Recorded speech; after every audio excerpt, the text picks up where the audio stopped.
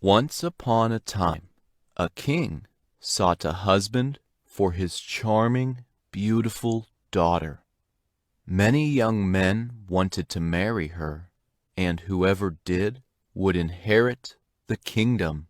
But the king's daughter had one flaw. She refused to speak.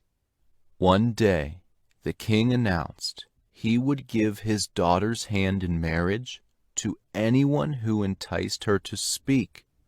If anyone tried and failed, he must remain to serve as the princess's servant. In another kingdom, there lived a king with 3 sons. Naturally, he wished that one of his sons would marry the princess.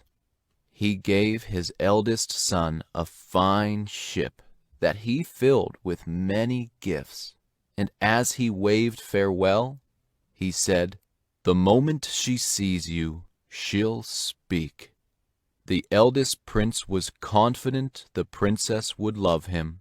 After all, he was immensely handsome, tall, and strong, and brave.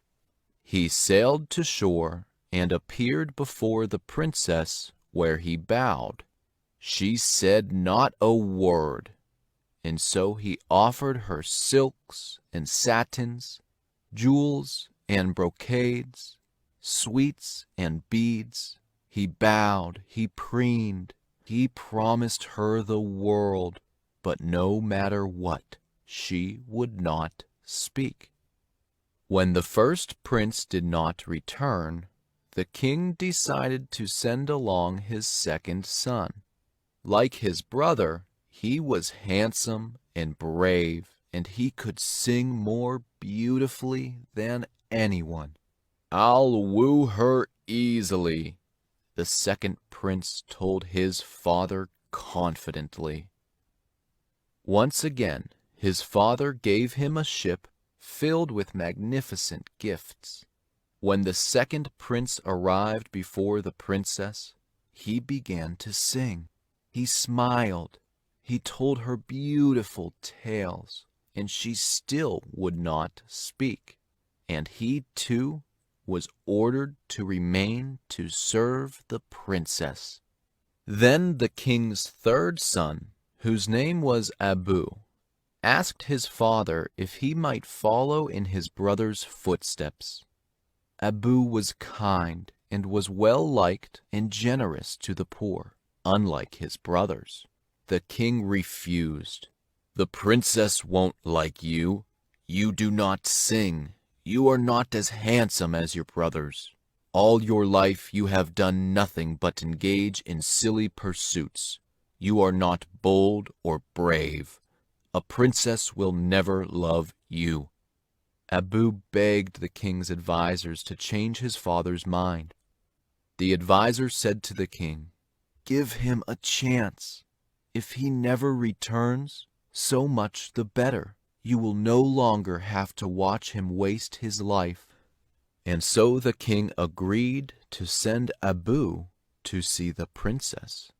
But this time he gave only a small sack of money and a tiny boat.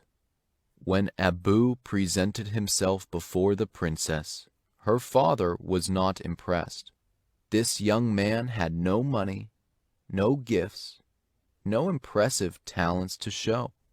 "You realize," said the king, "you must make my daughter speak within the day, or you will lose even your freedom." "I understand," Abu said, but he requested to go to the majlis, the meeting room. There he greeted everyone in his warm, friendly way, and instead of speaking only to the princess, he spoke to everyone. "I have a question," he told the people gathered there. "Whoever answers my question will earn a great deal of money." "We are listening," the people said, and they moved in close.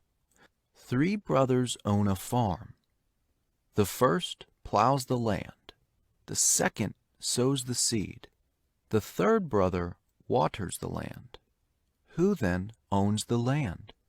Before anyone could say a word, the princess cried, "The brother who waters it." When the king heard this, he turned pale. "Unfair," he said. "You may not marry my daughter, but you shall have one more day to make her speak again. This time you may not use a trick." Abu agreed, and the next day he appeared before the people assembled in the majlis and said, "3 brothers seek the hand of a princess. The first has a telescope, the second a magic carpet, the third a magic apple. When the brothers look through the telescope, they see in the distance that the princess is dying. They climb upon the carpet and fly to her side. The third brother offers her the apple, and when she bites it, she is healed. Who saved her life?" The princess cried, "It is the brother who gave her the apple."